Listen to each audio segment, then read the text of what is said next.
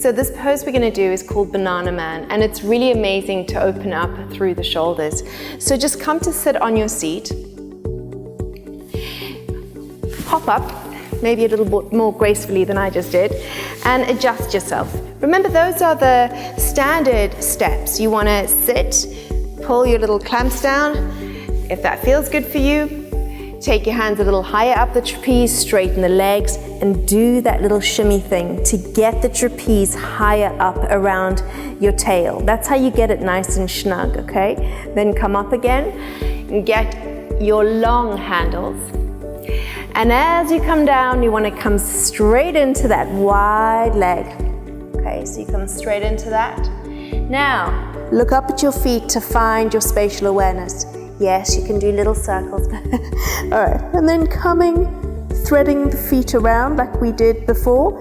So, oops. Now, that is quite common, okay? And it's not a big deal. You just shuffle that out the way, either with your hand like I just did, or just use your belt to maneuver it. But whatever you do, don't panic. It's not a big deal, okay? So when you get down to here, just find your piece. Make sure you feel nice and snug. Then let go of your handles and place your hands on the ground. And from this position, you can start walking yourself forward. Now you find that juicy spot. Okay, not too far, not too close. You want to get that Goldilocks effect. Now that I'm in the pose, now I can actually start to melt down and enjoy the stretch through my front body, the stretch through my shoulders, my chest.